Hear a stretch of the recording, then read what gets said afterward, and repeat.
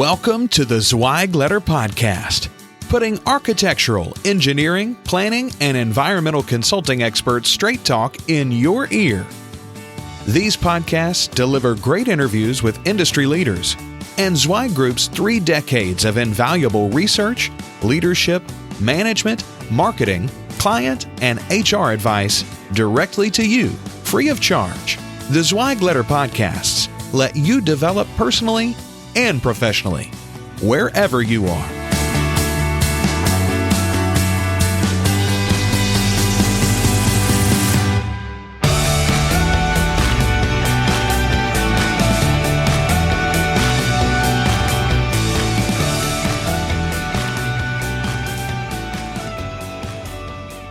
Hey folks, and welcome to another episode of the Zweig Letter Podcast. I'm your host, Randy Wilburn, and I'm here with none other than Chairman and Founder of Zweig Group, Mark Zweig. Mark is gracious enough to join us today for another episode, and we're going to talk today about the art of client management. He wrote an article recently in the Zweig Letter. It was from originally June 18th of 2018, where he talked about the importance of client management. He said client management is something anyone who owns an AEC firm should be concerned about. And so today I wanted to get Mark in a corner and talk with him a little bit about this and get his thoughts on this whole idea of client management. And it's not something that every firm does really well. And if you don't manage your clients properly, you won't have them for long. And so I think that, I'd love to hear what Mark's thoughts are about this and see what he has to say. And I think some of you will find some of this information very helpful as you move forward and build and continue to build relationships with your clients. And it's something that you want to see improve over time. You don't want to be going backwards, especially as it pertains to working with clients. You want to go forward and build true relationships with them, because when you do that, it's so much easier than having a transactional relationship with a client. So, Mark, how you doing today? Pretty good, man. Good. So why don't you talk about this? I know each time you write this article, and I don't know if I've ever asked you this, but are you generally inspired specifically by a situation that comes up, or is it more just a stream of consciousness where it's like, this is an issue that I've seen before and I want to talk about it? But I know sometimes you deal with different things that happen and that spurs you to write about it. And I didn't know that was the reason why you decided to write about the art of client management. I don't know that it was in this case, but yeah, it does happen sometimes. Okay. So there wasn't necessarily a specific incident that made me think of this. Okay. So you, one of the things that you said, and there are a couple of things that you outlined in this article, but the first thing you said is that you have to be organized effectively for it to work. Would you be willing to kind of expand on that idea? Well, I mean, I think, some people need to know who is responsible for the client. Right. I can't have good client management if nobody even knows that they're responsible to make that client happy. Yeah. So, that's kind of where it starts. Right away. I think a lot of companies have sort of a chaotic system where there's a lot of different people working for a client and nobody, quote, owns that client or is responsible for that client. And that's when bad stuff happens. Yeah. Somebody's got to be a clearinghouse. Somebody's got to coordinate what's going on there. Yeah. Somebody has to have a relationship at the highest level in that client organization that transcends individual projects. Yeah. And I know that, especially, I know even when we put out proposals and we let a client know who's going to be working with them, we usually tell them who the principal in charge will be. Right. We tell them who the project manager is going to be, or the leader of that particular project, and then we tell them who the other team members are. Yeah. So that everybody that's part and parcel of that project knows what their role is on it. I think that's really important. It's really not the way most companies operate. There's still a lot of companies don't even have a principal in charge. Really? Of the individual job, and then they have lots of different project managers working for that client. Yeah. And you can see how things can go wrong. How are some firms able to still remain somewhat successful even with a dysfunctional setup? That's a good question. Because we had some people raise their hand at a recent TPA event, and they come from a pretty solid firm, but they were the first people to raise their hand and say, we have no direction when it comes to that, and they're we don't really know it's just by committee, and it's like, okay, well, the next person up, they'll be the one to deal with this. So. How can you be successful in spite of that? Yeah. Because demand exceeds supply. Okay. And you have individuals in these companies who do a pretty good job. Yeah. And they're pretty good people. Right. And so that makes up for a lot of problems.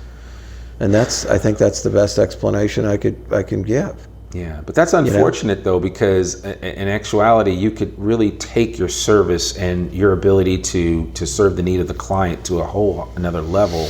That might be why some of these companies grow from nothing to 2,000 people, and other ones grow to 30. Yeah, that could be part of it. Yeah, is that they are thinking about these problems and addressing them more effectively. Yeah, firm-wide. Absolutely. So the next thing you mentioned was that you said you can't let just anyone be a principal in charge or PM for any specific client. Exactly. You have to match up the people. Yeah. And everybody's different, and they're going to respond differently to different types of people. So you need to be smart about that. Yeah. Your heartland conservative former military officer, CEO of a company based in the Midwest is not going to want to deal with the same type of person as the 20-person lighting design firm with offices in San Francisco and New York. Right. They're just different, and they're going to take different types of people. Yeah. That'll probably be more successful. That's sort of a context in our organization. It's the same thing out there with our clients. The freewheeling hotel developer who does projects all over the globe but does not want to deal with the same person as the guy that owns one Holiday Inn in Chattanooga, Tennessee. They're just a different type of client. Yeah. We got to get the right people in front of these people. The ones who are likely to succeed, the ones they're likely to identify with, the ones they're likely to respond best to, and have just a little common sense. Yeah. So, and that really allows you to pair your people up. Your people being the design firm leader. Your people up with clients for success in the long term, and ensure that you have a healthy relationship. Exactly. So. You also said that you have to be careful not to impose your values on the client. What did you mean specifically by that?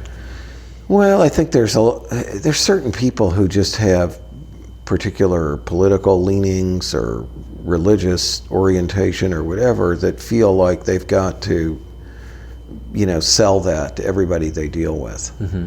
And that includes their clients. And you can turn people off doing that. I just don't believe in it. Yeah. I don't think it's the right thing to do. Yeah.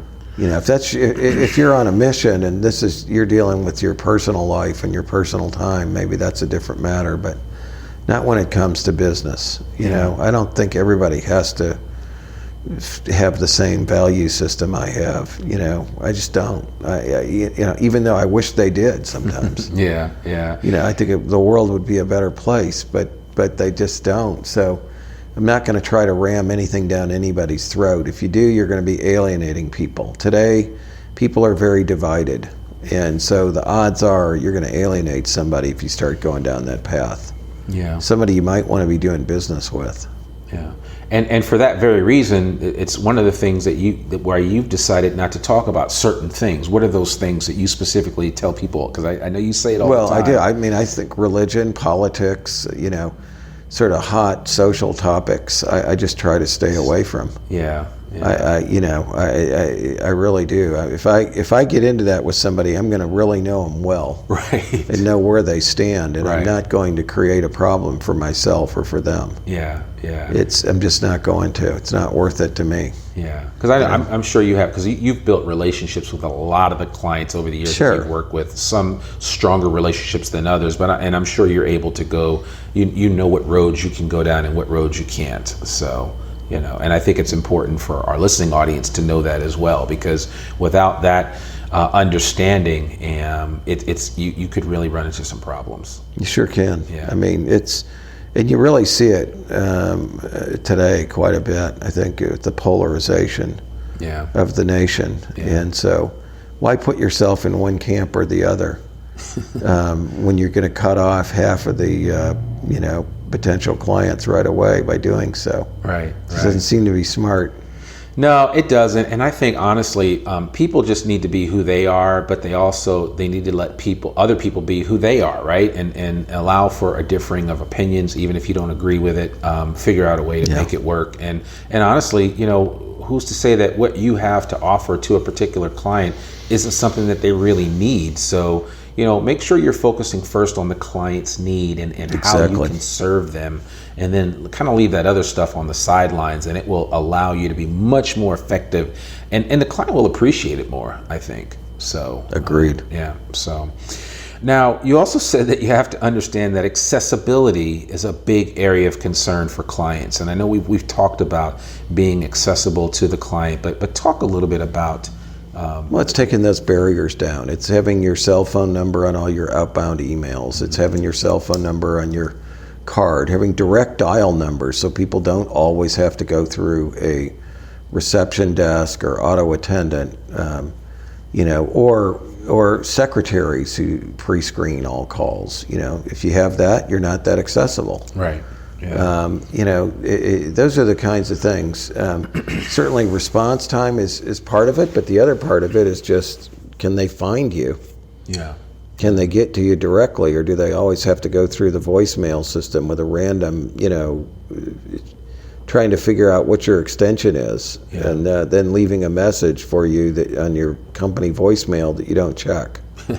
I mean, Yeah. Horrible. Yeah, you see it all the time. And it's so funny. I mean, I've dealt with some clients that, they'll contact and reach out to me and say, hey, I need this, and that, and then say, please get back to me with it. And then you get back to them, and then you get back to them, and then you get back to them. And then finally, they have somebody else get back to you. They don't even respond to you. They have somebody else get back to you. And that speaks volumes. No, I hate that. And that really drives me crazy, especially when you want to bend my ear and ask me a lot of information and try to get advice from me, and then ask for maybe a proposal or something. Then I reach out and give it to you, and then you don't respond, and then you have somebody else on your team respond. Terrible. I think it's a bad practice. Yep, I agree with you. It really is. So, and it speaks volumes about your ability as a leader to be able to engage with people, when and where possible. I mean, we have these things called the cell phone nowadays. It's a supercomputer in our pockets, and there's no reason for you not to be able to respond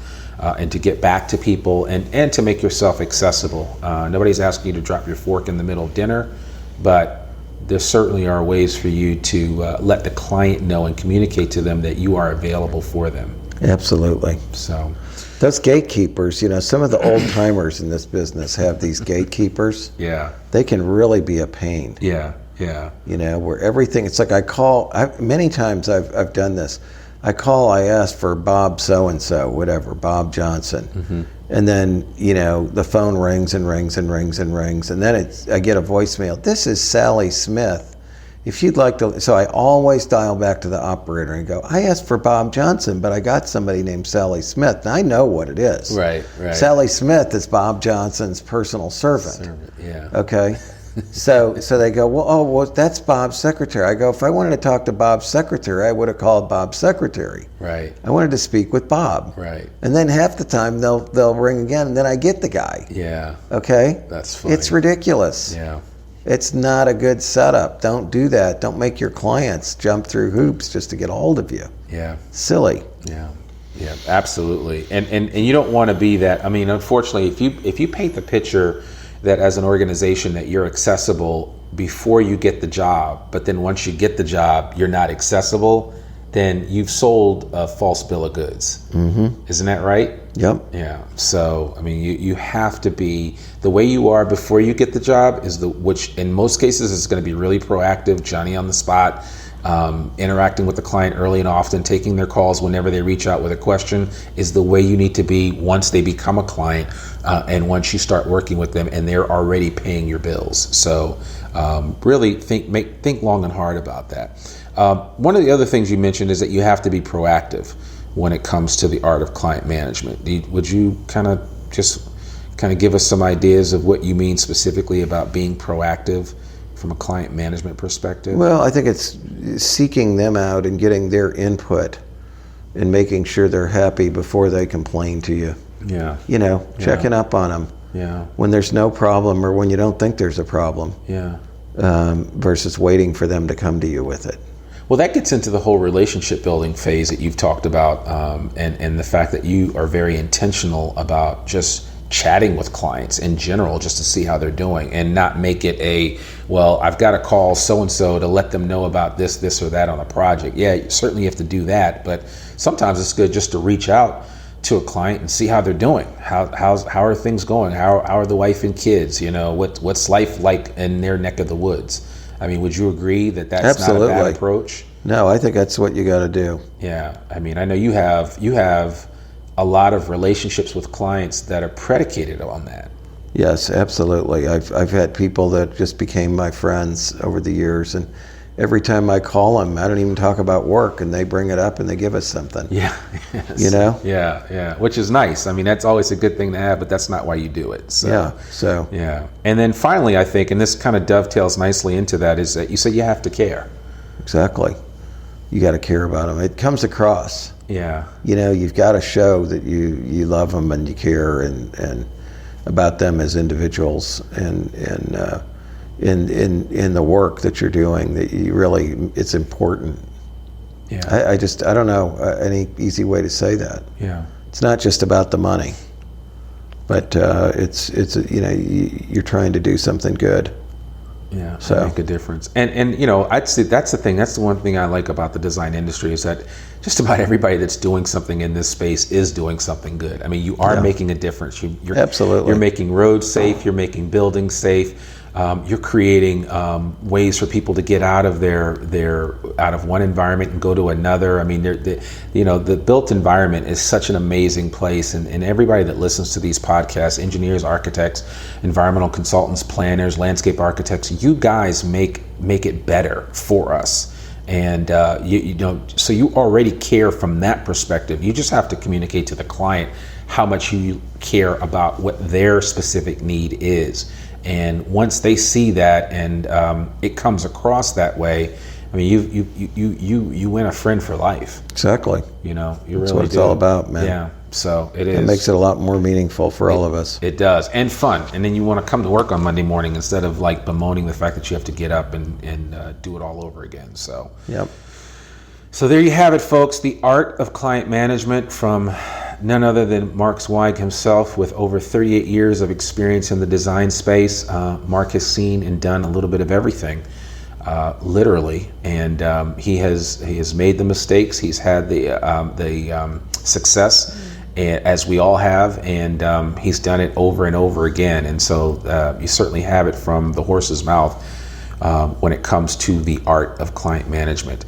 We hope that this episode was helpful for you, tongue twister, and we really appreciate you taking time out of your schedule to listen to the Zweig Letter Podcast. No matter where you are, boat, train, plane, automobile, it doesn't matter. The Zweig Letter Podcast is there for you on a weekly basis. Also wanted to encourage you, we have a free gift for you for listening to the Zweig Letter Podcast, and that free gift is a copy of the Zweig Letter on a regular basis, sent out once a week on Mondays, and we'd love to get that to you. All you need to do is visit zweiggroup.com and click on the Zweig Letter icon, and you can subscribe to the Zweig Letter digital edition. and that will come to you every Monday at noon.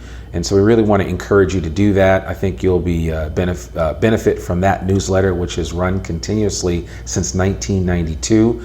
And it's 12 pages of some of the best information that you'll find updated on a regular basis for our industry. The other gift that I have for you is a copy of Civil Plus Structural Engineer magazine.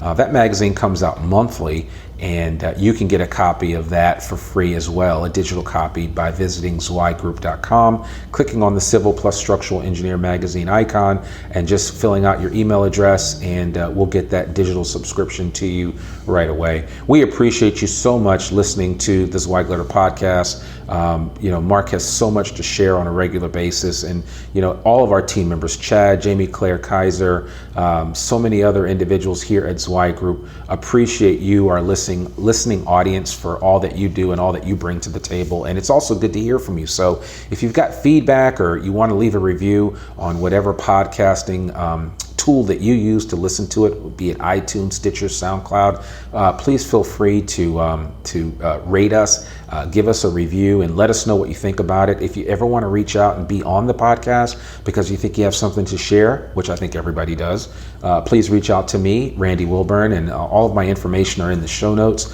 as well as Mark's contact information, should you ever want to reach out to us and ask us any questions.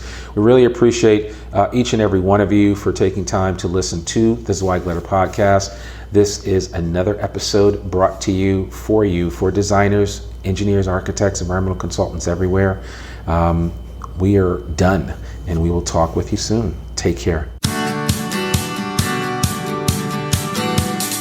Thanks for tuning in to this Zweig Letter podcast episode.